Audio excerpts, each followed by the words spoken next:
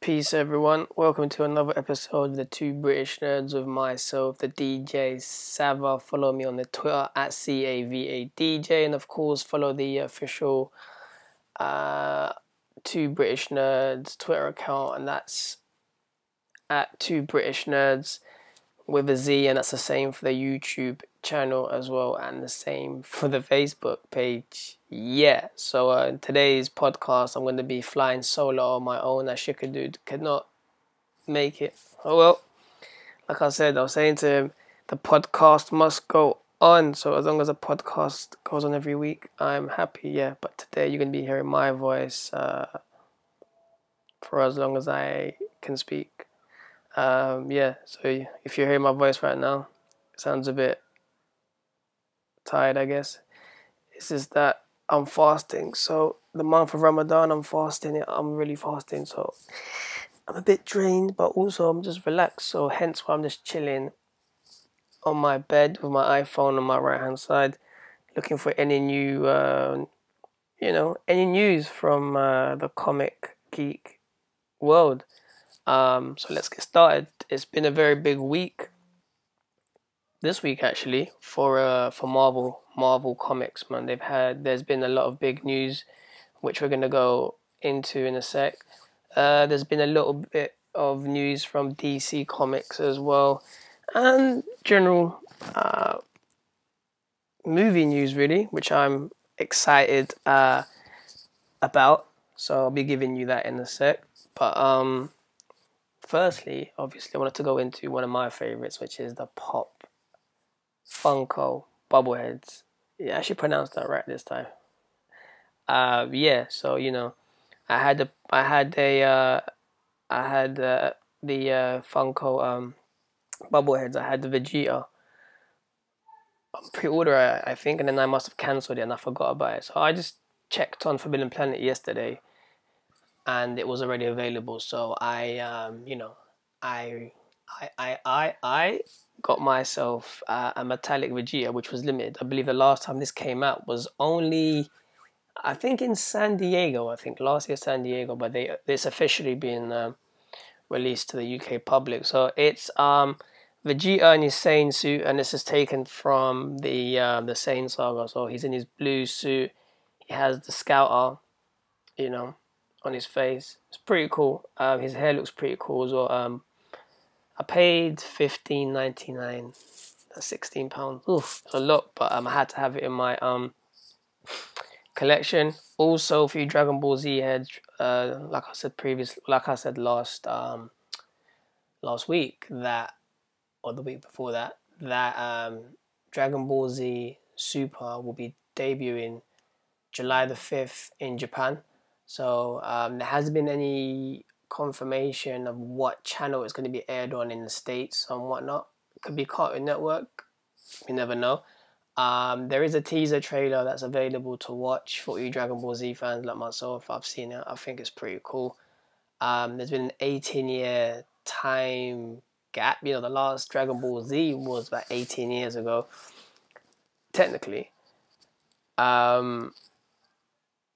What's interesting about this Dragon Ball Z is it continues literally, it continues, I believe it continues from the last, it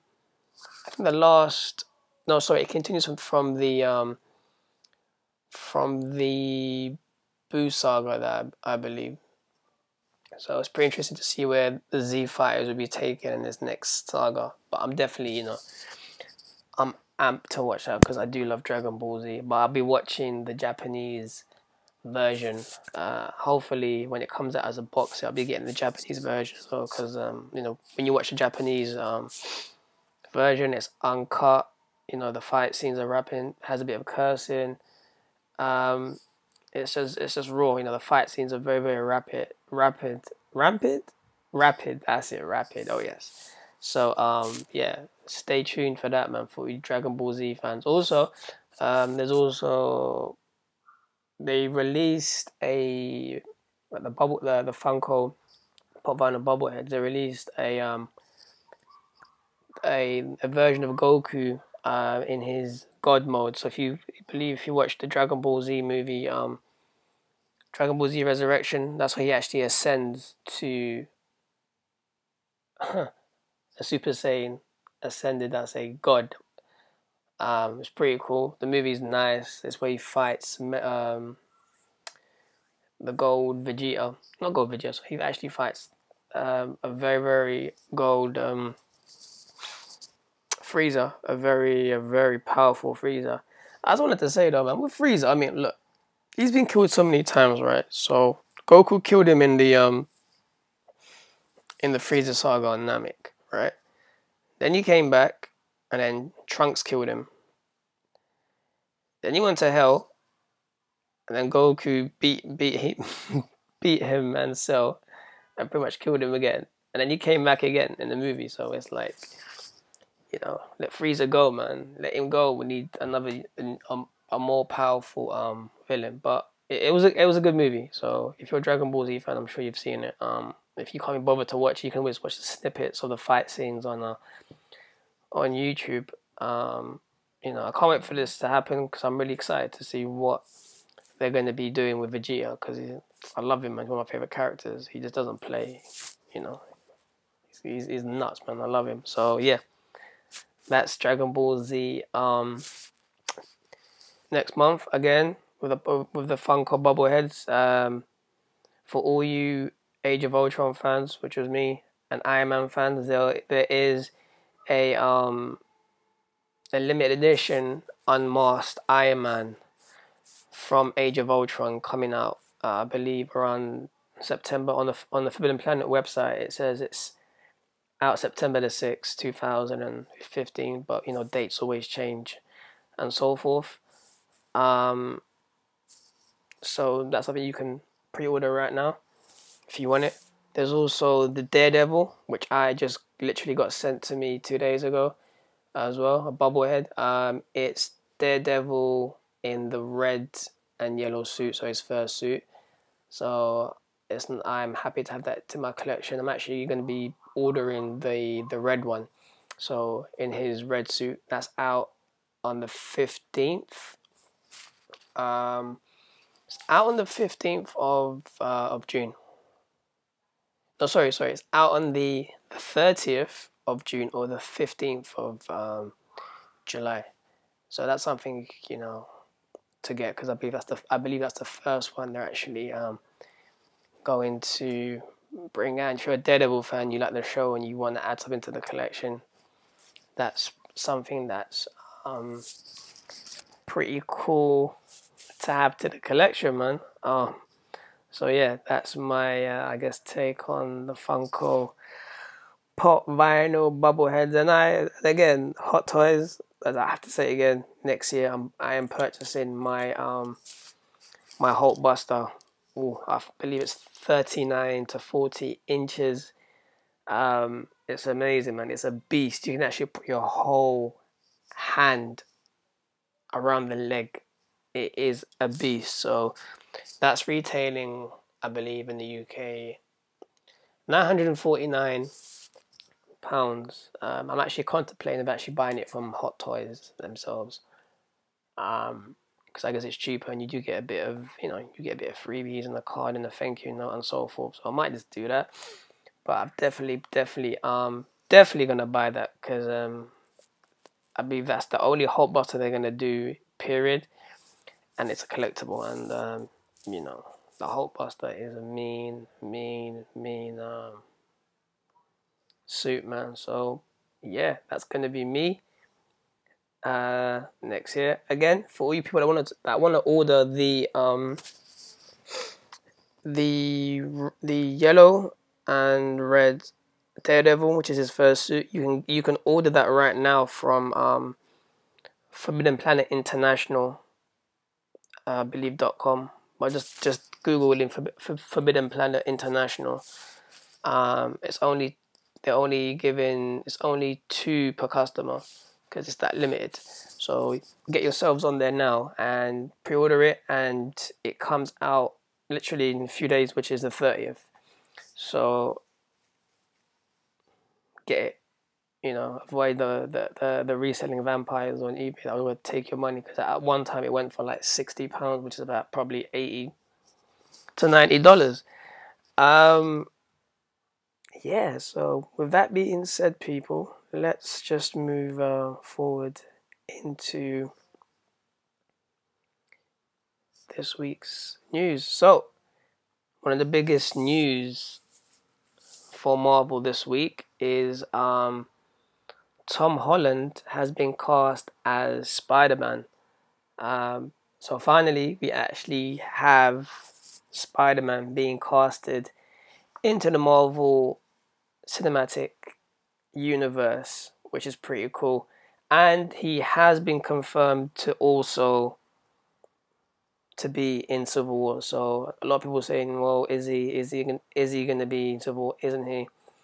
Even though Marvel confirmed it themselves, he'll be in Civil War. You know, people were a bit skeptical, saying, well, they haven't casted anybody. You know what's happening. So it has been confirmed that he is going to be in Civil War, and also in the Spider-Man reboot, which comes out July the 28th, 2017. There hasn't been a name given to the movie. It's just basically called so far right now, it's Spider-Man. Also, John Watts has been casted to direct Spider-Man as well, the movie. I'm actually excited about the movie because I'll be honest, the Amazing Spider-Man 1 and 2 for me were just very, very poor.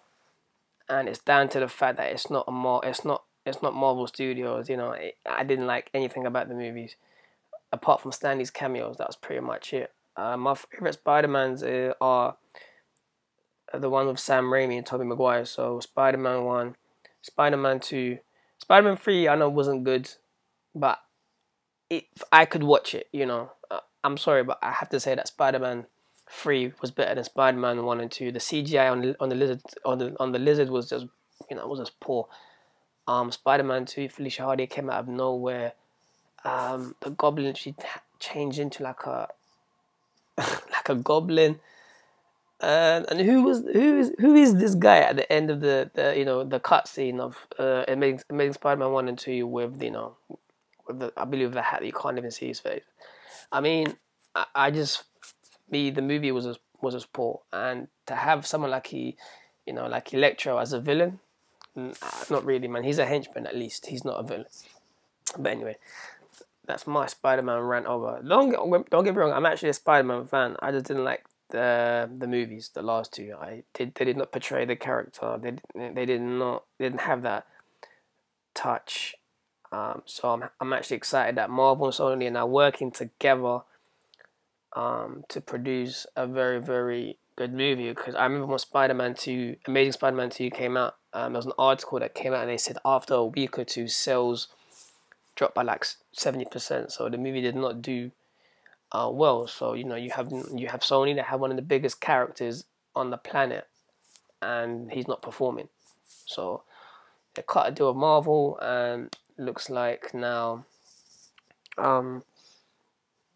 things are looking up for the web slinger. There's actually rumored that now that Marvel have actually working with Sony to make the next Spider-Man movie, that you might now even see Marvel characters from the Marvel Cinematic Universe in Spider-Man. So that's going to be something interesting to see if it does happen, you know. What else do we have? Black Panther news. I hope I can pronounce her name. Ava DuVernay. That's a bad pronunciation. We'll try that again. Ava DuVernay. My pronunciation is bad, but anyway, she's been confirmed to direct the Black Panther. So I'm looking forward to seeing the Black Panther, because he's one of those characters that is hidden. If you haven't seen him, for example, in the Marvel in the cartoons or read about him, you wouldn't really know much about him. Same as Doctor Strange. So, you know, Black Panther is epic. You can actually, if you can still purchase it and you want to find out more about the Black Panther, get the Black Panther Masterworks Volume 1. It is actually very expensive to buy right now, but I'm pretty sure that when it comes near to the release of the movie, maybe like a few months or a year, that they'll reprint Volume 1 because they want to, they would want everyone to actually know who this character is. But yeah, he actually, from what I know, he's actually smarter than Bruce Banner, than Iron Man, Tony Stark, and even Mr. Fantastic. So he's a very, very, very smart and agile dude. So Black Panther, people, can't wait for that movie, and I can't wait. And I know that Marvel will soon. They will soon give him another ongoing comic book because he does deserve it. And for the movie to get everyone into the movie, they'll definitely bring out a Black Panther movie. So I can't wait to hear when that will be confirmed. So last week or even months before that, Marvel did announce that they wouldn't be attending San Diego Comic-Con, and there was an article from Comic Book Resources, I believe, that said the reason that Marvel are not attending is because they're scared of what DC are gonna do and how they're gonna blow them at the water. And I was like, well, the fans were like, yeah, right. And I'm like, well, no, not really. So, they're not attending San Diego Comic-Con, and Kevin Feige actually came out and just basically said Marvel are not coming to San Diego because they have no news. They already showed everything. For example, I believe in October when they announced, the wave of their next movies. So they've pretty much announced everything. So the reason they're not coming to San Diego is because they have nothing to say, basically. But saying that, have no fear because Marvel are still coming. Yes, but you just said they're not coming. Well, they are in a way. So Marvel TV are coming to San Diego. So if you're going to San Diego, I wish I was, but I don't live it. As you can tell, I don't live in the States. But I would love to go to San Diego one day. Hopefully, I'm planning to go maybe next year or the year after. So a Marvel TV will be there. So the cast from Agents of S.H.I.E.L.D. and Agent Carter will be there for panels and signings. So yeah, man. If you're an Agents of S.H.I.E.L.D. fan like myself, or Agent Carter fan myself also, I do like Agent Carter. It's like a prequel to how S.H.I.E.L.D. came to be. And if you haven't seen the show, please check it out on the Netflix. Season 2's been confirmed, and I can't wait to see what's going to happen with Peggy Carter. But yeah, get your comic books out there, get your iPhones, get your Blackberries out there, Androids, take pictures, have fun, and of course no selfie sticks because they've been banned from Comic-Con. Yes, I can't stand selfie sticks, like I said in the last week's show. Can't stand them, and the reason that they've been banned is because of health and safety, which makes sense. People walking around with sticks. What are you guys doing, man? What are you guys doing? Also, a bit of Marvel news again. See, there's a lot of Marvel news this week. The Wasp has been confirmed in Ant-Man, so watch out for the Wasp. Also, this came out just today, and I'm actually happy about this. Marvel allowed some of the people to actually, I believe it was reporters, writers, to actually they actually watched Ant-Man, and there's actually 2 post-credit scenes, right? And there were no spoilers in this because Marvel said that you guys are not allowed to post any spoilers once you tweet, or go on social media, so forth. So what I can tell you guys is that there's references made to Spider-Man, and one of the guys that actually tweeted said as they were watching the post-credit scenes, he said there was a woman behind that was quiet throughout the whole movie, but as she saw the post-credit scene, she went completely nuts.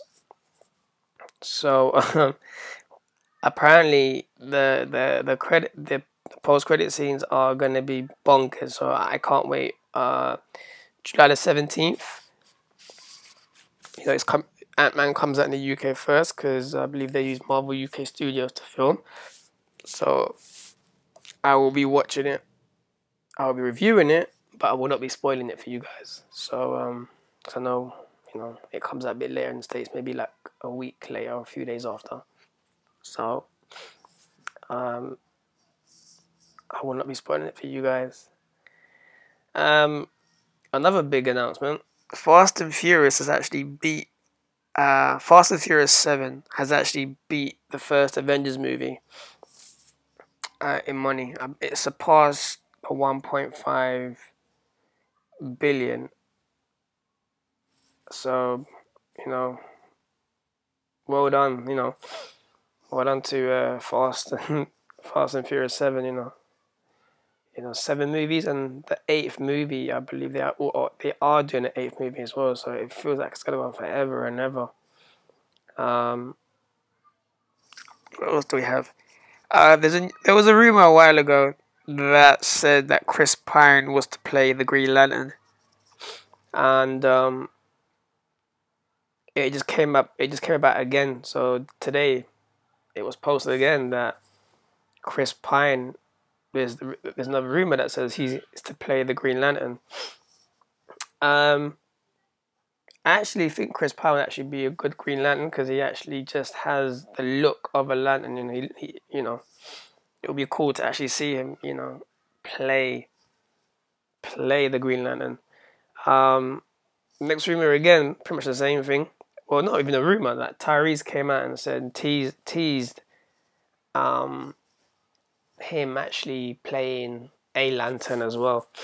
And you can see the picture, I believe, which is posted on his Instagram page and his Twitter page as well. So that's pretty cool. Also, another rumor that Ben Affleck to direct the new Batman movie to direct a new Batman movie, which I believe is coming out, quote unquote, 2018. So we'll see. I think he'll be good at doing it, directing it. A lot of people still hate him for Daredevil, and they even hate him more for him playing you know, for playing Bruce Wayne Batman in Man of Steel 2 Dawn of Justice. And I'd have to say, look, man, at the end of the day, he's a great actor, right? Daredevil, whatever happened. I remember Stan Lee came out and they interviewed him, and they said to him, "What do you think of Affleck? You know, Daredevil?" And he said, "Well," he goes, "It was beyond his control." So in a sense, people, Daredevil wasn't a Marvel movie.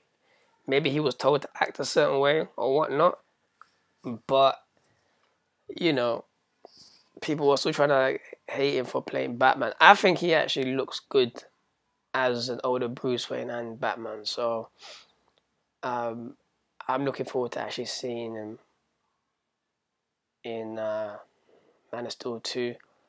Him directing Batman, yeah, I'm up for that too. You know, I just hope they don't do another origin story, which is one thing I hate.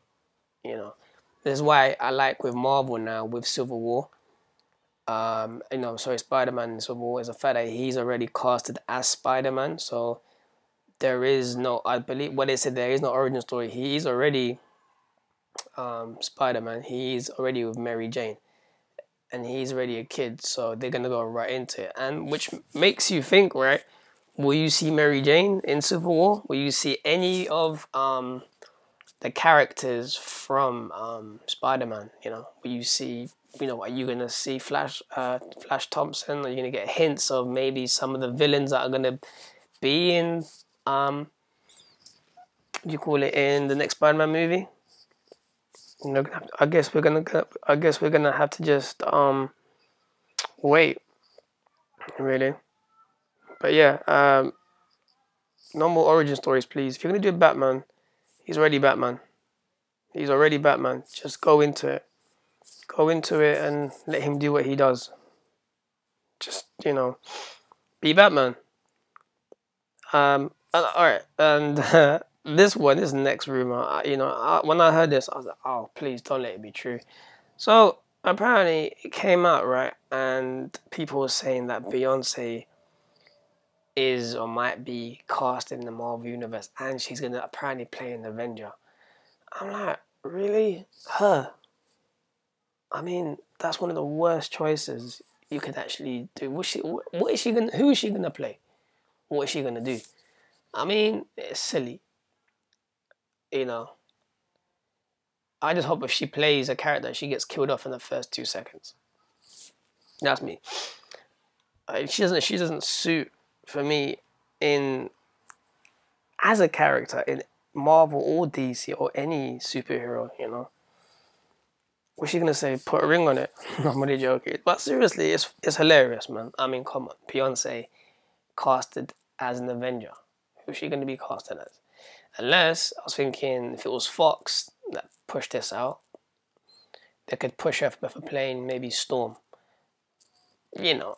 But I cannot imagine her as a superhero at all. It just doesn't register. So that's something I hope never comes to be true. But then again, it probably will. Next, one of my favorites that I've been waiting for a very long time is the first images of X-Files have been put out. So they look pretty cool. You see Mulder, you see Scully. Ooh, Fox Mulder, Dana Scully.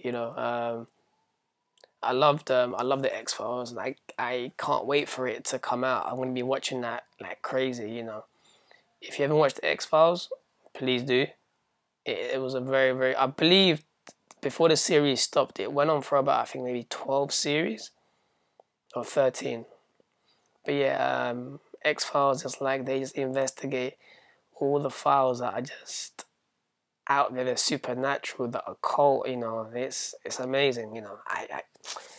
You'd have to watch. You would have like to watch X-Files. Now coming from but I can't wait for that. The next big news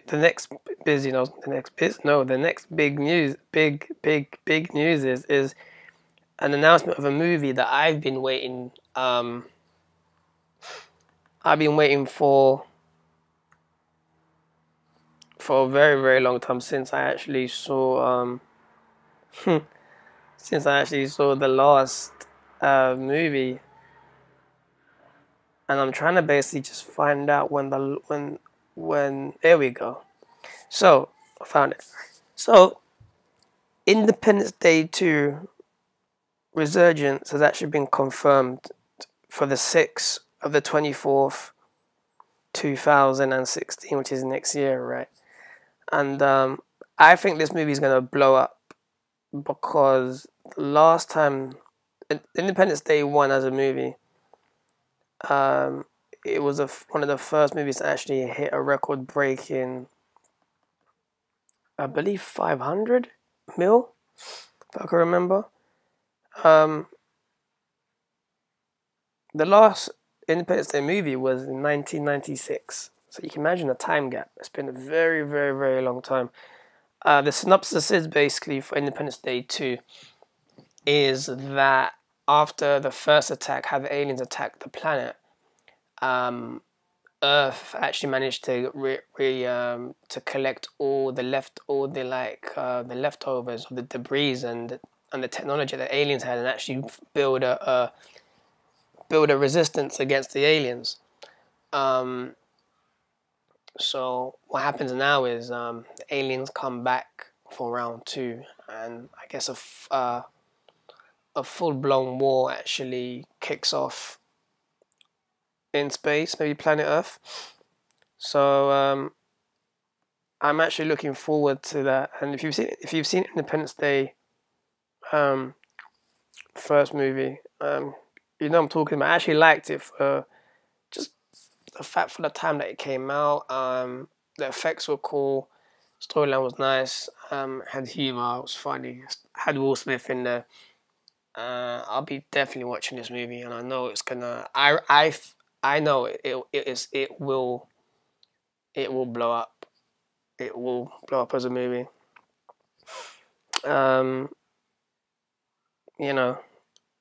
I cannot wait.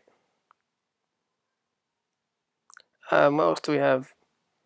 More movie news. Jurassic World has made 1 billion, right?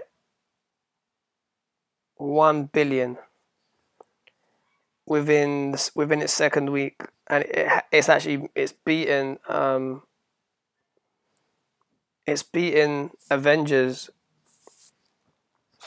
and it's basically beaten Avengers in its opening. So will it beat Avengers 2? Because I know Avengers 2 has so far made over 1.5 billion, so it's surpassed the first Avengers movie. But yeah, I mean, Jurassic World is actually, from seeing the reviews, people have loved it.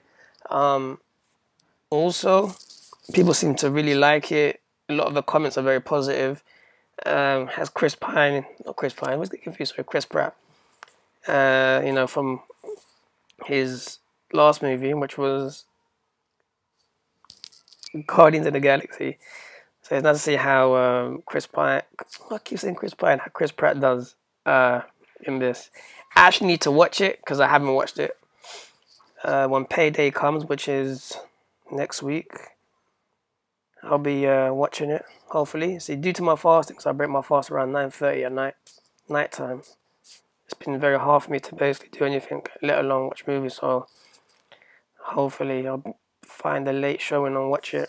But yeah, Jurassic World is really doing really good money-wise. It's like I said, it's the fastest movie to cross 1 billion, period. So that's another big milestone for Jurassic World and Chris Pratt. Even Kevin Feige came out and basically said that he congratulated Jurassic World and Chris Pratt for basically doing a very, very, very, very, very good job. It's nice to see that someone like it's good for Chris Pratt because so far now he's done 2 movies that have just totally just smashed it. Guardians of the Galaxy made over 400 mil. The interesting thing about Guardians of the Galaxy was that before the movie came out, like I said, if you never read about Guardians of the Galaxy, you wouldn't know who they were. So all the critics actually did say, and I believe they were saying to James Gunn that the movie was going to just fall apart. The movie wasn't going to be good, and it was amazing to actually see the reaction on people's faces when the movie just blew up. People actually watched it 3 times, 4 times. I watched it twice, and I loved it. It was done so cool, man. So nice to see that Marvel. Obviously, James Gunn took that chance to bring that saga or that bit of Marvel, which actually involves, going into outer space. So nice to see someone like Chris Pratt has actually done a very good job in Guardians of the Galaxy and Jurassic World. So a very big thank you and congratulations from myself to Mr. Chris Pratt for doing a very good job and for having 2 blockbuster movies. And I know when Guardians of the Galaxy 2 comes out, that movie, it will probably make double the money. If Guardians of the Galaxy 1 made 400 mil and it got that much of a hype, and you can imagine probably hit maybe 1 billion within its first week or so. So yeah, that's some of the movie news for you guys. Right. So as we all know, with Marvel Comics, Secret Wars is still carrying on. Issue 4 comes out next week. Secret Wars is basically an 8-part Marvel event quick synopsis is the Ultimate Universe has collided with the 616 main universe. Both universes are destroyed. All the remaining parts of that universe have actually confined into a planet called Battle World. So all the remaining pieces of the 616 and Ultimate Universe are in this universe, this planet, Battle World, which is ruled by Victor Von Doom, Doctor Doom, and his right-hand man, Doctor Stephen Strange. I think Doctor Strange. So what's happened is now they're going to move 8 months into, when the event is done, they're going to move 8 months into the future to let you know what's actually happened. In that period, when that happens, that's when Marvel will basically announce all their new titles. I've actually got a few that they've announced so far. I believe all the titles will be released or from September of this year. So they're going to release, I believe, 16 new titles. One of them, I'm actually excited because it was confirmed a while ago, but it's been confirmed now officially. So, new Doctor Strange by Jason Aaron and Chris Bachko. I'm really excited about this comic book because I'm a big Doctor Strange fan, and I'm looking forward to see what they do with Doctor Strange. Because the way I'm hearing what I've heard Jason Aaron say, they've pretty much rewritten the whole character. What Strange is, Strange, Doctor Strange. What Strange is basically is that when I saw the all new different Marvel pics of all the new characters, I see Doctor Strange holding an axe, and he has no amulet. So I'm like, okay, so what's happened to him? Because you never see Doctor Strange wield any weapons. His weapons are his hands. And he's the master of the mystical art, Sorcerer Supreme. He can destroy anything and anyone with the click of his fingers because he has that potent, you're dealing with magic. So I really want to see how they take Doctor Strange from that era to this era. So just a quick synopsis of Doctor Strange. Without even having his amulet on, he can astral project, he can control you with his with his mind. He can travel through dimensions. His mind is his power. So even without the amulet, without the weapons, he's still a powerful dude. But I really want to see what they do with him in this ongoing comic book. I can't wait to get it. I'll probably be getting all the variant covers that come out because I'm a big Doctor Strange fan. Hopefully they'll do an arc with just with Mike Dialato doing the artwork because his artwork is amazing, and I really hope he does a variant cover for Doctor Strange because I'll be buying that straight away. If you do want to find out about Doctor Strange, then please pick up Doctor Strange Volume 1, which is by Stan Lee, and I believe Steve. Wait, guys. I'm getting the memory loss right now. 1 second. By Stan Lee, and Steve Ditko. So I managed to get mine as soon as it came out. It's still available right now on Amazon, but it is pricey because I managed to get a reprint of the original graphic novel that came out. But there is a new print which is available to purchase right now on Amazon, so you guys can get that. Now, we also have Spider-Gwen, which actually isn't, well, it is a new title, but it's getting relaunched again after Secret Wars, and you can have the same art, the same people in the book. So Jason Latour and artist Robbie Rodriguez. I really do like Spider-Gwen. When I was reading it, when I first got it, I thought, I may not like this, but I really do like it. It really has a very, very, it has that sense of humor as Spider-Man would, but it has a very, very darkish, intense tone where she's trying to find out who she is, why is she doing what she did, and in that process, you got a lot of people that are basically hating her. And the dad's like, why are you doing this? Stop it. She's like, well, I can't because this is the kind of person I am. But it has a very, very tense, darkish tone. But it's very humorous at the same time. But it's a very good book. And that'll be getting relaunched after Secret Wars. I do know that with Spider-Gwen, it's set in her own universe, which isn't really part of Secret Wars. But they're saying that the repercussions and events of Secret Wars will implement or will impact Gwen Stacy in her life in the ongoing book. So I'll have to see how they they take that forward.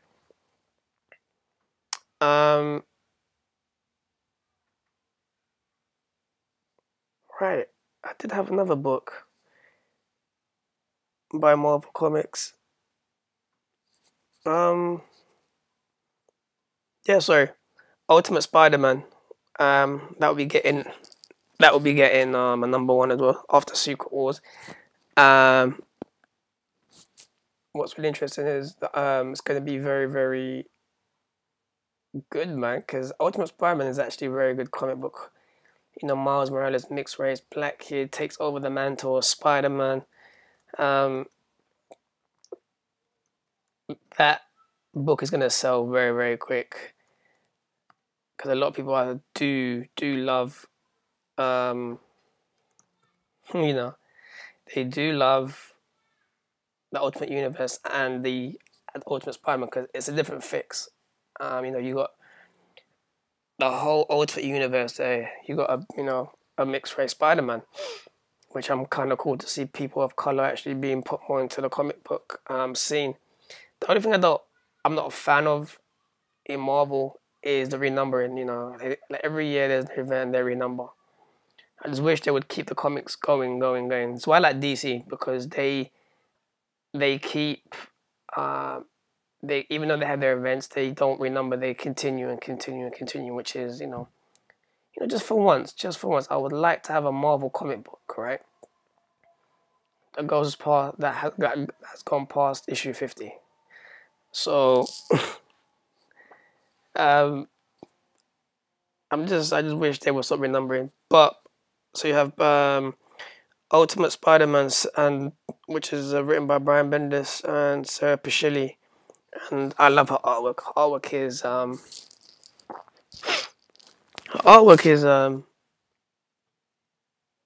is amazing. The next book basically, here we go. It's going to be very controversial for a lot of people out there, and it's going to make a lot of heads turn. The Totally Awesome Hulk, and this is written by Greg Pak, who wrote the arc of Planet Hulk and World War Hulk. Amazing book, probably the best Hulk event. Period. That's in World War Hulk, right? That's the angriest the Hulk has ever gone in his life, has ever been in his lifetime. So if you haven't read Planet Hulk, World War Hulk, please get it. Also, if you want to know what ignites Planet Hulk, pick up the prelude of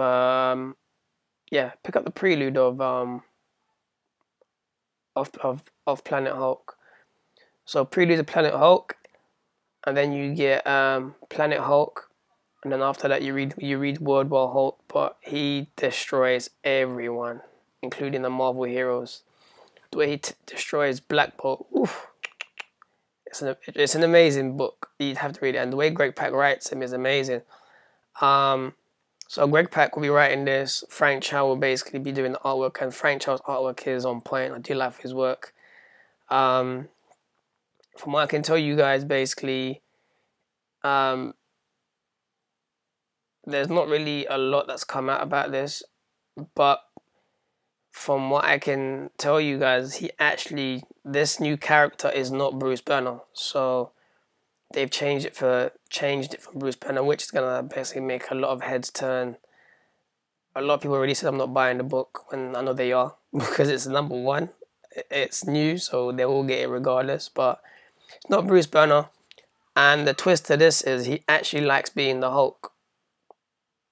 So all the other Marvel heroes are like, oh, what's going on with this guy? So I guess from what I was reading, also he gets a bit out of control as being the Hulk. Will I be picking this up? Well, yeah, I am. Just because one, I do like the Hulk, and I'm a big fan of Greg Pak. I like the way he writes. I know down the line they'll probably introduce Bruce Banner somehow, because you have to have a banner, you know. It's nuts. But like I said, if you've been following Secret Wars, you know that there is no Marvel Universe. So, like, these new comic books that are coming out right now from September will be the building block of the new Marvel Universe. One thing I'm really interested in is the Silver Surfer Secret Wars tie-in. Really gonna pick that up when it comes out. I think I dropped Silver Surfer around issue 8 or 9, but I'll be collecting the Secret Wars arc, you know. Again, if you're new to Secret Wars, then you can read the original Secret Wars event. So pick that up: Secret Wars 1, Secret Wars 2,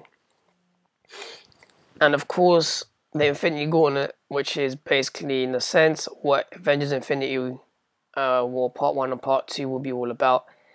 You can pick up the graphic novel, or you can pick up the whole omnibus, which is about at least 1,000 pages. But that has every single tie-in to the Infinity Gauntlet, and I think that's the next book I'm going to be picking up because I need to read it and I want to get the full shebang, so I'll probably be picking up the whole event. Secret Wars is a very good event. Be nice. I do recommend it to everyone out there. That's out there again to read it because it's actually a very, very cool event. Also recommend from DC, man. Greg Pak, Superman Action Comics, Superman Truth. I'm really loving from DC because I do like DC and Marvel, but I am actually, I grew around, like I said previously in the first podcast, I grew around Marvel, so I love my Marvel comics. I don't really have that much DC news, but obviously my friend Shikadude will probably had some to give, but he's not here right now. I'll probably give you more of that basically in next week's podcast. But yeah, I'm really enjoying Batman. The whole take on, that Batman is dead when he's not, because if you've read the last issue, you actually potentially do see him, but you don't. So Commissioner Gordon is running around in the metallic bat suit trying to keep the spirit of Batman alive when he really can't live up to it in a way. But I do like it, I do like Batman. I've never been a fan of Superman. Not really, just because I find him a bit boring. There isn't really enough villains. There isn't really enough story for me. But I do like him. But I find him boring. I actually like him more when he's Clark Kent, which is why I loved watching the New Adventures of Superman with Dean Cain and Terry Hatcher, because I had like a lot of Clark Kent. It was funny, humorous. I like that. It was cool. Smallville I loved, but then it kind of just dragged and I was like, okay, it's just going on for too long. But it'll be nice for them to do like an event like another event like World War Hulk with Superman, like something to really test him, or to change his personality and so forth. But then again, that's what they've done with Superman right now. When he's lost half of his power, he's weak. People know who he is now, so I like that. So that's what I'm actually picking up. I'm reading, I believe it's Greg Pak's run, Action Comics Superman. So I'll be getting the next issue when that comes out. So yeah, that's pretty much today's news really, and what's really going on. around. Of course, I've got some. Before we end this podcast, I do have some books to review. One book that came out from Image Comics, and I have to say again that out of all the comic book from from like DC, Marvel, Titan Comics, and the rest of them, Image is very addictive. It's a very addictive because it's the self-created comic books are very addictive because they really hook you because it's their own characters and anything, and you have in Image, you have sex, drugs, violence, you have action, humor, suspense. It's for mature readers, and it's just nice. But I just wanted to put out there that Image Comics is addictive. So the first book I'm going to review is actually it actually came out last week, issue 1. Issue 2 just came. No, sorry, issue 2 came out last week, and issue 1 came out the week previous to that week. So this is basically Mythic from Image Comics, and you have it's by Philip Hester and Joan Merceria, and it's basically just a book about. I picked up because I love the magic and occult. I just love it. I just love it. I love books that deal with magic. So basically, in a nutshell, the book is basically just about when magic goes wrong, when things don't manifest, when things don't come out to be. You have a team basically, consisting of an Apache, a shaman, a water sun, a Greek immortal. You got Cassandra and a former cell phone store employee, Nat Jadamara. So basically, they actually go about to fix the problems that are happening when certain things don't work together. Because in a sense, magic makes the world go around. So you have the 4 elementals: fire, earth, wind, and water, that manifest everything from the etheric plane to the physical plane. In a sense, yeah, I know, I can't help it. I do love magic. So these guys actually come about and they fix it to make sure that things are running smoothly. So they do rituals to basically, and they fix the problem. But the book is very humorous. It's very humorous. It's funny, and it's very enjoyable. The artwork is really nice, and it's just a book that just flows. The characters are very funny. The personalities actually intertwine with each other. It's just like reading Rat Queens. What makes Rat Queens a good book is because their personality, the characters make the book up. What got me drawn to this book was obviously it deals with magic, but it was just the front cover, the way the word mythic is written, and that cover got me drawn in. I was lucky to actually go to Forbidden Planet and pick up issue 1, both covers for, I think it was a £1.49, and they were signed as well. So I was like, yeah, man, why not? Give me that. So basically it just starts off with them going to an area where there's no for some reason there's no rain, and they do a certain ritual. They fix the situation by actually making the earth mate with the clouds, and then rain comes about. But it's just the process of how it's done. It's cool, it's intense, it's funny, it was a bit bloody, and I was like, okay, wow, especially when the wrench came out. It is a funny book. It's hilarious, and it's if you just want to just chill out, relax, and just laugh, it's really a good book. I like the way it's written. It was pretty cool. Issue 1 was good.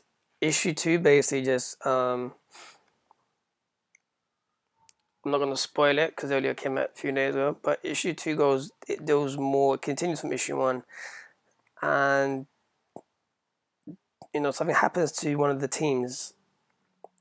Something very drastic happens to them.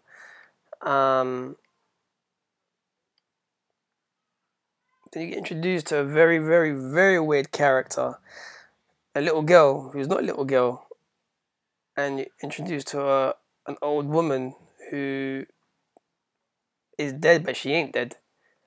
A lot of magic, a lot of blood, a lot of fire involved in this. It's a very intense issue. Like I said, man, recommend the book to everybody out there. It's a very good book. I enjoy it. From seeing one of the characters, it reminds me of from the Hindu mythology. It reminds me of because I was looking at this. It just hit me just now. It reminds me of Kali. It's like one of the deities that deals with in one sense destruction and chaos. But yeah, man, it's a very, very good book. Look, I'm not gonna say too much about it because I don't want to spoil it for everyone. But this is Mythic, issue 1. Phil Hester, John Messina. Brand new book. Came from Image Comics. It's fun. It's hilarious. It's serious. It's magic. It's mythic. Actually, see, from reading season 2, I thought I was reading an episode of an issue of Attack on Titan because it had that sort of touch to it. I was like, whoa, whoa, whoa, whoa, whoa. So yeah, man, get a copy of it. If you are in the UK, you can always go to Forbidden Planet right now when you have time and pick up issue 1 of Mythic, which is basically signed. They still have signed copies of Mythic left, so there's a few copies left, and it's also available basically on the Forbidden Planet website. I believe also you can give them feedback as well about the book. I believe the website is, if I can find it, there you go, it's mythic.com, so www.mythiccomic.com. Yeah, man, I'll be definitely getting issue 3. I cannot wait. The next book, right, is actually one of the biggest books that Marvel released, period. And this is X-Men 92, which is actually a continuation from the old X-Men cartoon. So if you guys remember the X-Men cartoon and you love the X-Men cartoon, then pick up X-Men 92, and this is actually part of Secret Wars. So X-Men 92, writers Chris Sims and Chad Bowers, artist Scott Kolbish, colorist Matt Miller, letterer V.S. Travis Laham. The cover artist Pepe Larraz and Jim Charpinders, assistant editor Heather Antos, editor John D. White, editor-in-chief Axel Alonso. Yeah, that's a name and a half, Alonso. Chief Creative Officer Joe Quesada, publisher Dan Buckley, executive producer Alan Finn, and of course X-Men, created by Stan Lee and Jack Kirby. So if you don't know who the original X-Men cast was from the cartoon, you have Cyclops, Jean Grey, Jubilee, Storm, Rogue, Gambit, Wolverine. Oh yes, and of course Mr. Charles, Professor XX Xavier. What I like about this book is it's actually like the comic, like the cartoon. So the characters the characters for me are what you saw in the cartoon. You still have the tension between Scott Summers Scott Summers and Logan. In other words, you still have tension between Cyclops and Wolverine. You still have that. You still have I guess that love aspect between Gambit and Rogue. She still thinks he's a creep. Jubilee's still the kid. Oh yeah, I forgot the Beast as well. Beast is in this as well. How can I forget Beast? So what I like about this, is it really does the cartoon justice of where you're actually reading the cartoon. Their personalities are on point. The way they talk, they connect with each other is how X-Men was in the cartoon. The artwork is very good. It's written very good as well. When I was reading this, I was like, I don't know, man, what's going on? Do I like this? And I thought, yeah, I do, because it kind of brought memories to how the cartoon was. And the more I read the book, the more I, I actually enjoyed it. What's interesting about this book is, like I said, I'm not going to spoil it for everyone because I want everyone to actually buy the book and read it. You find out one of the main characters is actually already dead, and I'm not going to say who it is. So the brief synopsis is of this issue is the X-Men have to the X-Men basically go to a place called Clear Mountain Institute, where someone says that they've actually found a way to negate all the hatred and negativity from all the mutants. So basically, it's like a resort where they get sort of like sucked of all their stress, their anger, their frustration, and they can just live a very peaceful life. It just reminds me of the cartoon, I believe, when Apocalypse said he could cure all of the mutants and actually just use them to actually create his own team. So the X-Men basically go over there to investigate things. What's interesting is in this book as well, a certain member of the X-Men decides she or he doesn't want to basically be part of the X-Men anymore. There's a lot of fighting, comedy. You also find out that Professor Xavier has a very, very rough time in this book. And not saying too much, he actually does have a very, very, very rough time. And it looks not too well for for Professor X. I do love this book, and I'll be definitely picking up issue 2. Like I said, guys, I'm not going to spoil it for you, but from seeing this book, it's like it's not going well for a few characters in here, because I'm flicking through it right now. What I like about the book also, the way it's written, the way the artist Scott Kolbish has actually put the art together, is it makes you feel you're back in the 90s, and basically makes you feel that you're actually in that period of when the cartoon, of when the cartoon used to air. It's a good book. It's easy to read. Like I said, man, if you're a X-Men fan like I am, because I used to love the cartoon, just pick up X-Men 92, because regardless of if you like it or not, this book will be a collector's one day. So that's X-Men 92 Secret Wars event, or part of the Secret Wars tie-in. It's nice to see Jubilee in this book as well. So they're pretty cool. So X-Men 92, guys, do recommend it to everyone out there. It's a very, very, very cool book. Pick it up while it's still available. The next book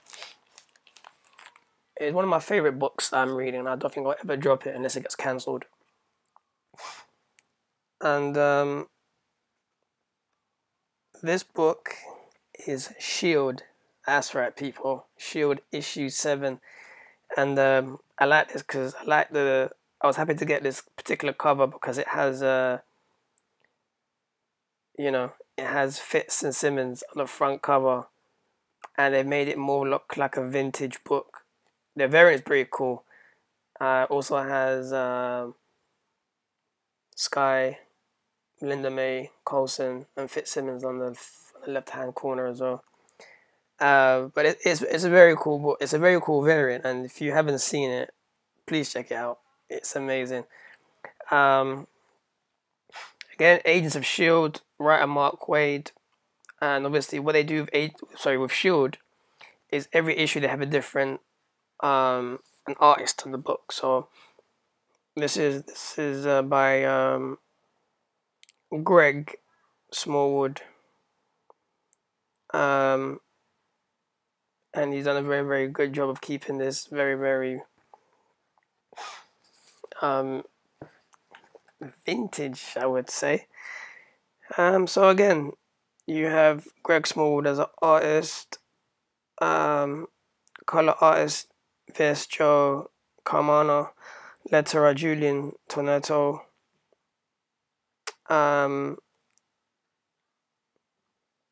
Julian Toneto Tedesco, cover artist Jessica Pizarro. You have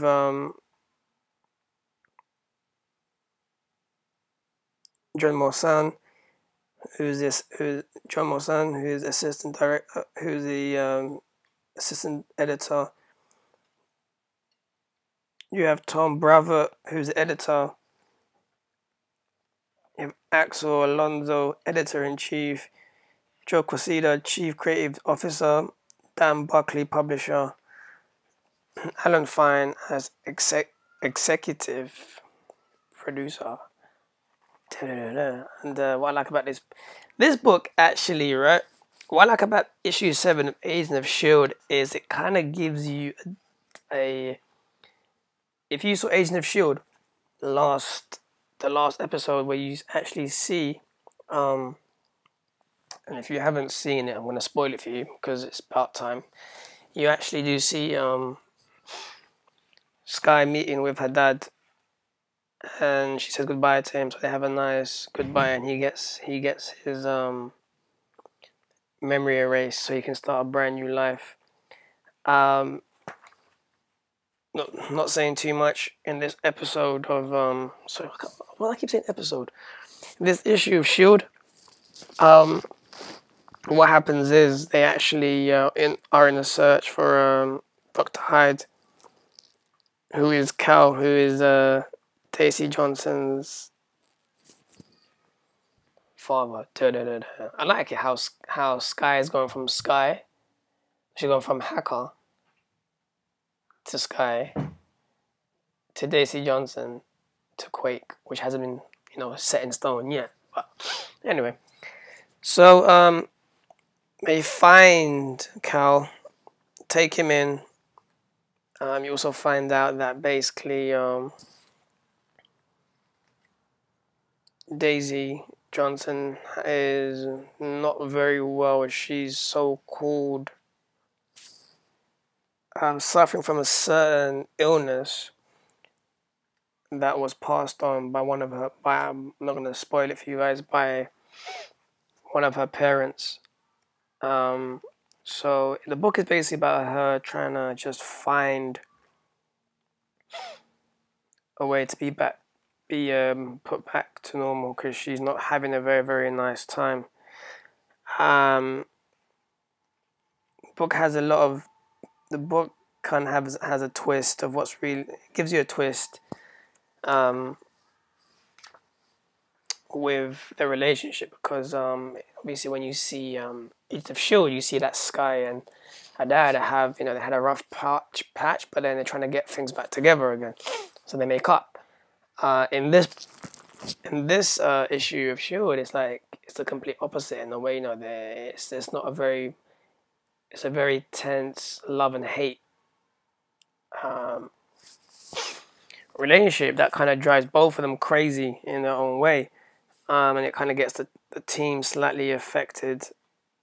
What I like about this this issue is director Coulson makes a move that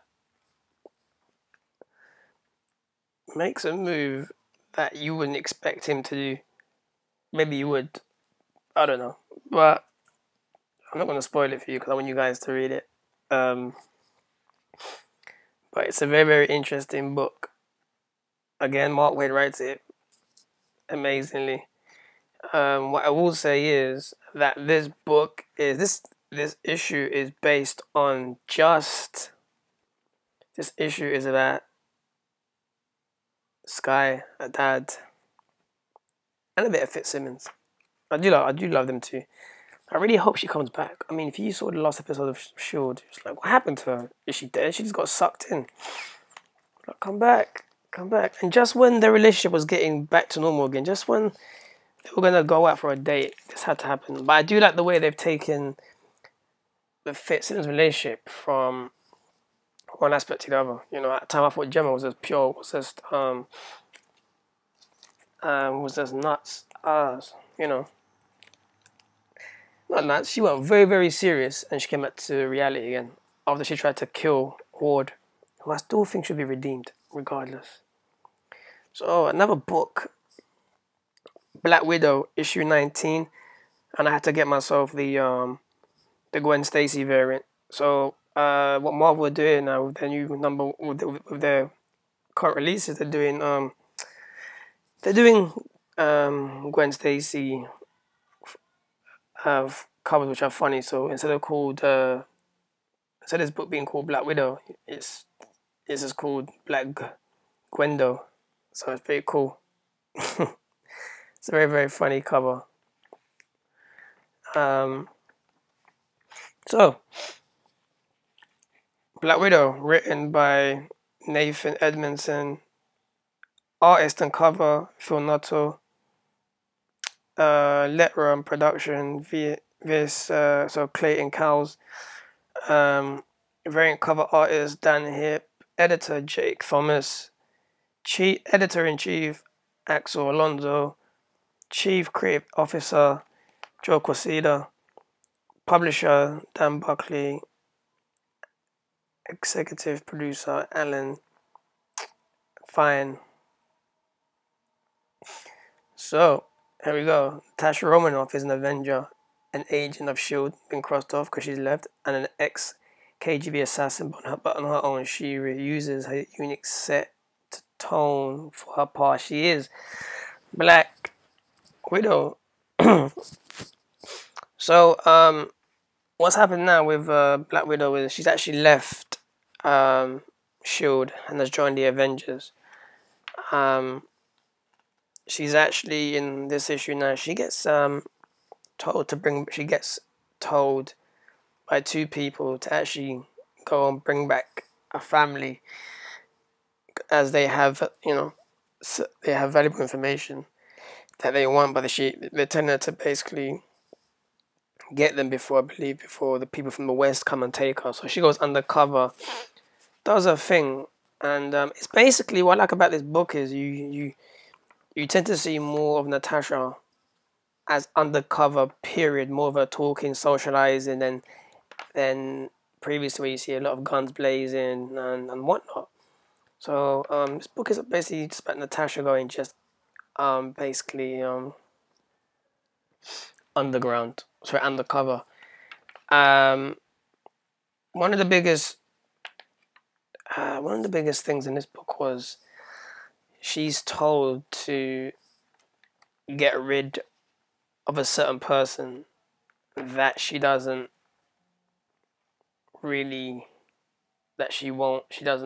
want to, and it's left her basically in a very very big dilemma of what will she do, because obviously this person is someone that she's known for a very long time.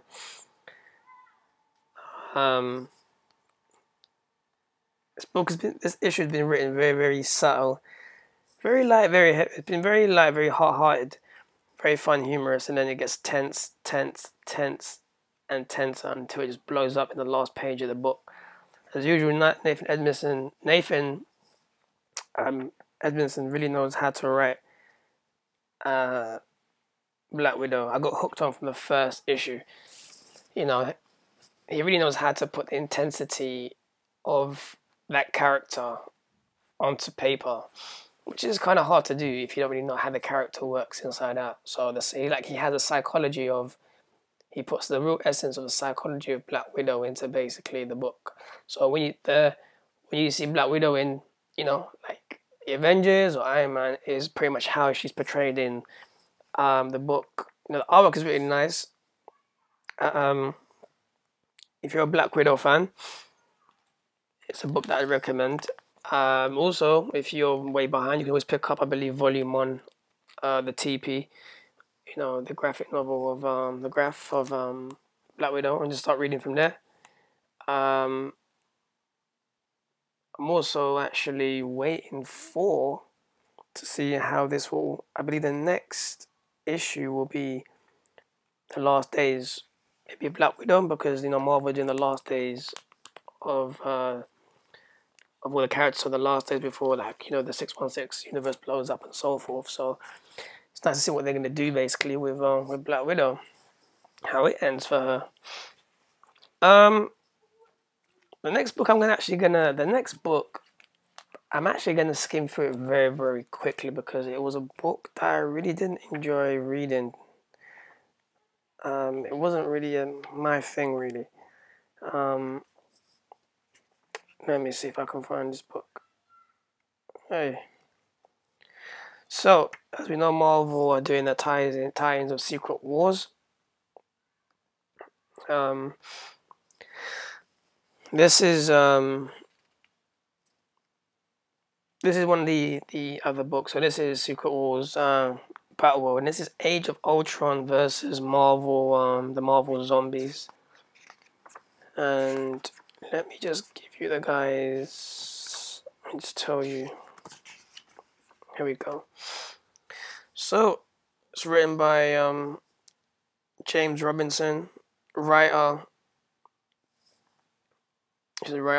Steve Pugh, artist. Jim Carpendis, color artist. Clayton Cowles, letterer. Ron Carney and Matt Miller, flashback artist. Carlos Pietro, Ridloff, Tybo and Dean White, cover artists. Raheem Pat Broderick and Edgar Delgado.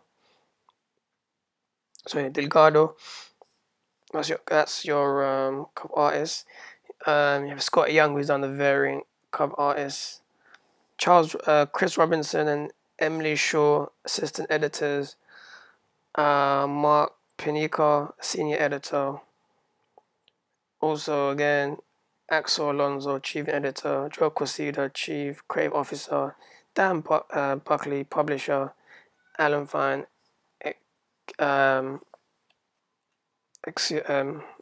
exclusive producer.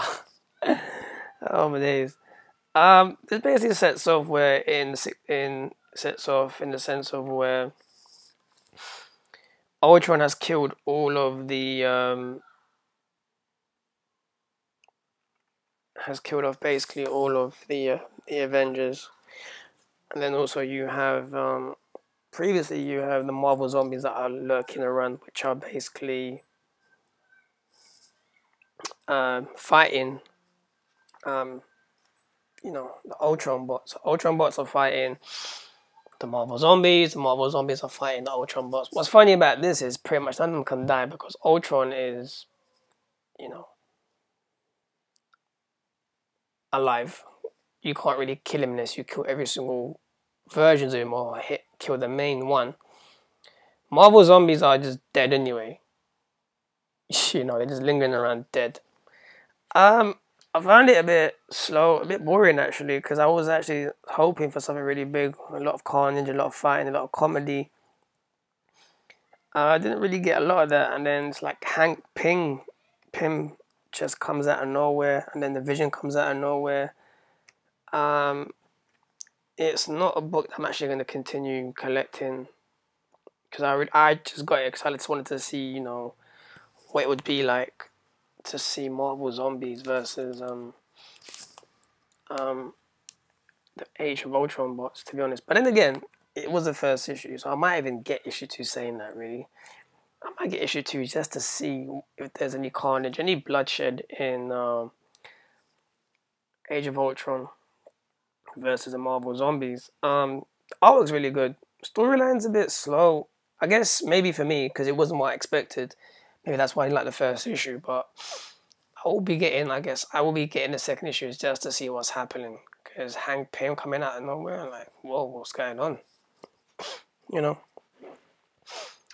The second book, the next book I got is E for Extinction, and I didn't actually even read this book because I didn't really have any interest in the book. I only got it because I'm collecting the Marvel figurine variants. So this one is of Cyclops. So I'm not gonna review it because I didn't read it, and I will not read it. I don't think. I just got it just to have all my have my collection of the Marvel figurine variants. The next book, it's probably out of all the tie-ins, right?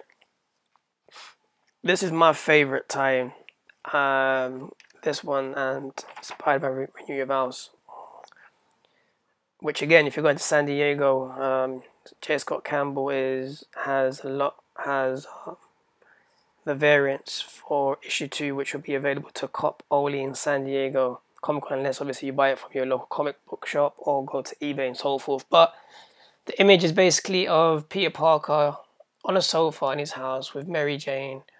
Black Cat is in the background, and there's a stuffed doll of Stan Lee.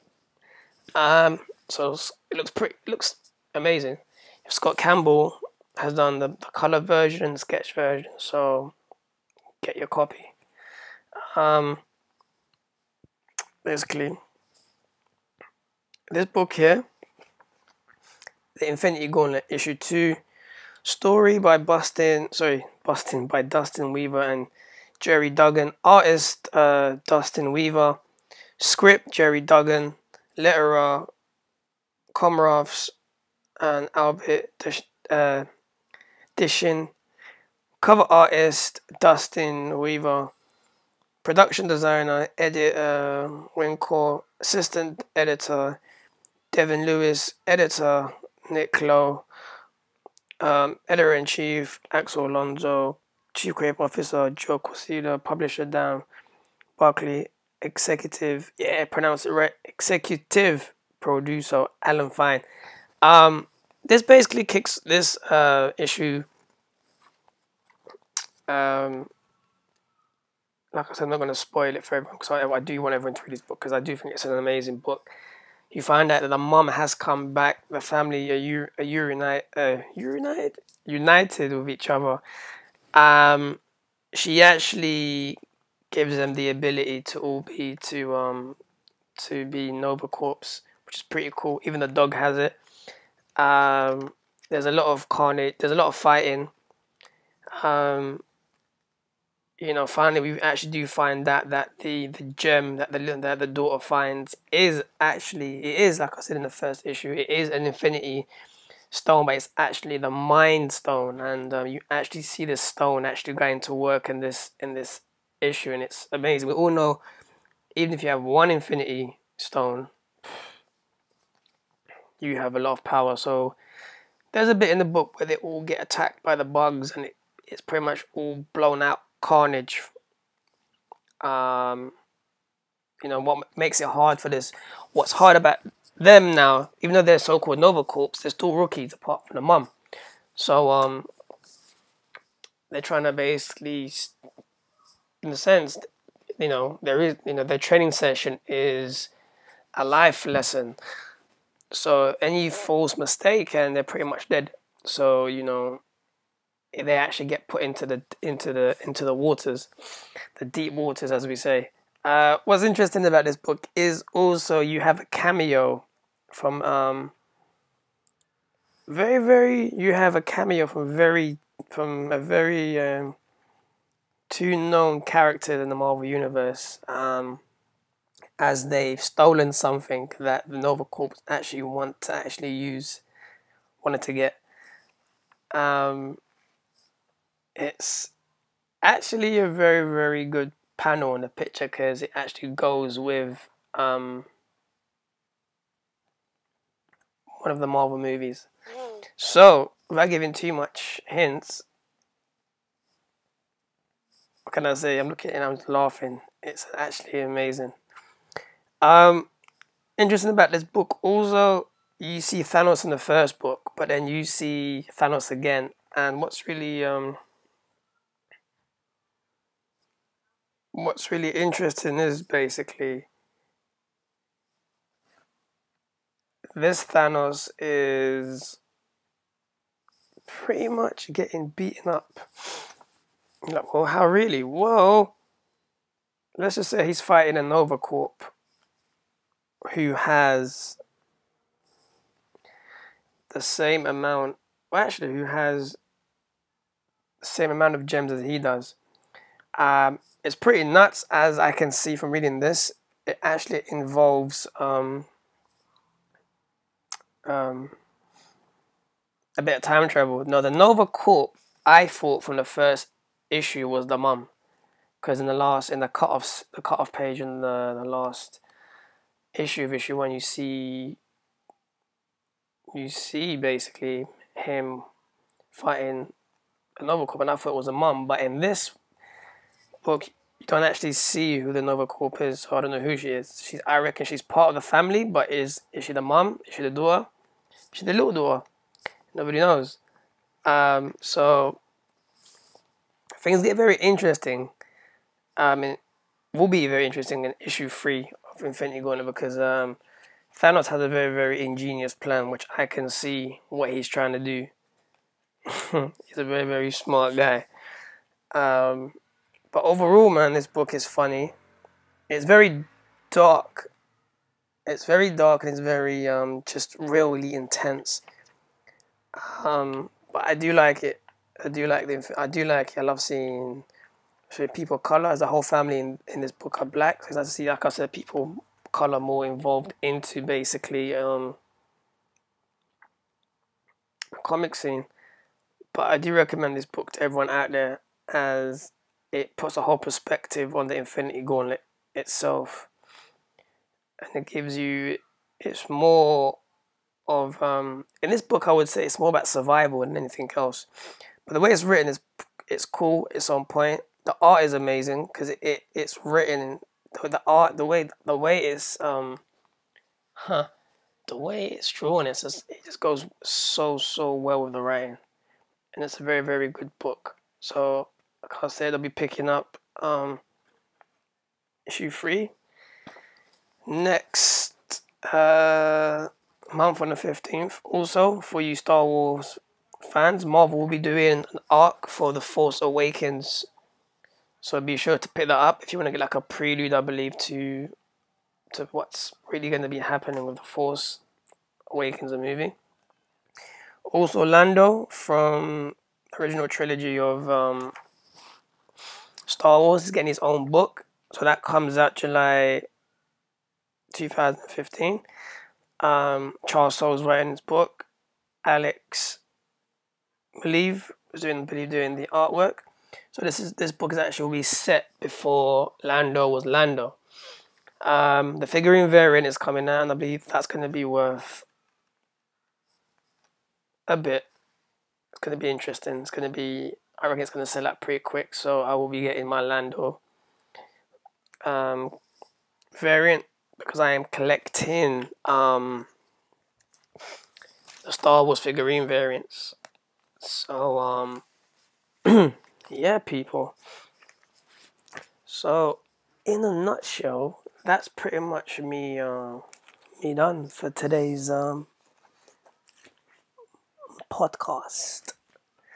I'm just trying to basically just flick through before I end this podcast to see if any interesting news has come to be.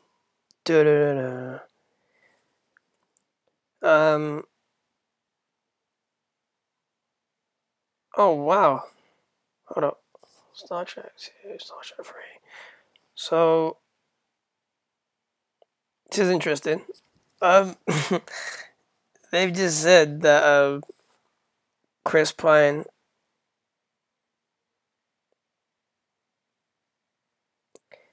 and Zachary Quinto, I believe he plays Spock, will return for Star Trek 4.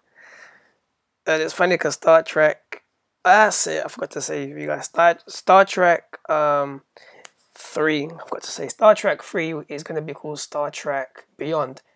That starts production right now, I believe, in Vancouver. So that's actually, that's actually coming out soon. Obviously, when the movie gets filmed and so forth, so production will start today.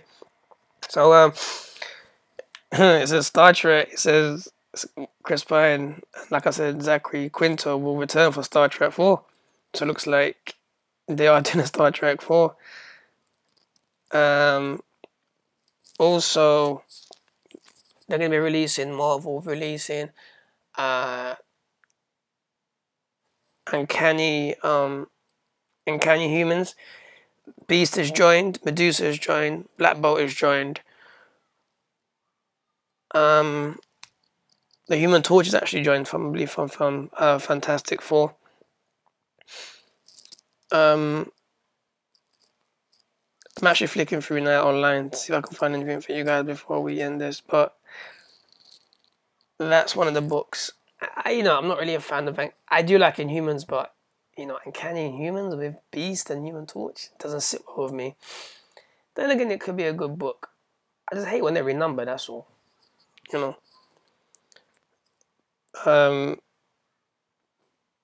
So yeah, man, I really hope they basically just keep on the books and not renumbering. Also, there's also lots of there's for you Supergirl fans out there that have, if you didn't know, obviously I'll tell you that they leaked Supergirl, the pilot episode, like a while back now. I managed to watch it. It was a good pilot. I believe it comes out in the next few months. Can't remember when exactly, but they've actually launched a new trailer, a 2-minute trailer for the pilot. So you can jump on the YouTube or just go to Twitter and you'll find it right there. They've released the Heroes Reborn trailer as well, which looks okay-ish. Doesn't really look really that cool, but I'll be watching it. Anything with Heroes, I'll be watching it. I think that's pretty much it, really. I guess this podcast was mainly a Marvel thing, really, as there was so much Marvel news to come out, and I know more news will be coming out soon. San Diego, I know DC will be there, so they'll probably be announcing, I think in this San Diego, DC will be announcing who is actually going to play the Green Lantern. So, will it be Chris Pine? Yes, it is Chris Pine. I was going to say Chris Pine and Tyrese. So, watch out for San Diego. We'll be bringing you the news of San Diego as it unfolds. Those 4 days are going to be just humongous. Also, watch out for D23, which is the Disney Expo. I believe that's in, what was it, August the 23rd or sometime in August. But Marvel will be there as well, so I think there'll be more announcements there as well. So if you haven't bought your tickets, you can do so right now. So yeah, people, this has been a very interesting, long podcast. Very long. I loved it. I love doing it. And again, if you'd like to be a guest on the show, please hit us up or hit me up on the Twitter at CAVADJ, or you can hit us up on the email, 2BritishNerds with a Z at gmail.com. Yeah, hit us up on those two, or the Twitter account, 2BritishNerds with a Z, sorry, at 2BritishNerds, and we'll get back to you. As you can see, my voice has started to go. I'm fasting, can't even drink. do like fasting. It really just purify your mind, body, and soul. Then again, it just kind of just drain you. Plus, I got a hay fever kicking in, so I just take it nice and slow, you know. With that being said, people, please, as usual, subscribe if you haven't on iTunes. If you like the show, if you want us to talk about, if you want us to talk about a certain character, you know, an event, whatever you guys want, please, again, email us to BritishNerds@gmail.com, Twitter @CAVADJ, @2BritishNerds, and you know, we will talk about you with you. If you've got any questions, like I said, please feel free to email us. And yeah, that's pretty much it. As usual, bringing you the weekly comic forecast, and hopefully I cannot wait to when we actually get our first guest on the show. Be interesting. That being said, peace, love, and inner light. May the force be with you, and do what makes you be, which is what makes you happy. So that being said, peace out. See you next week. Bye.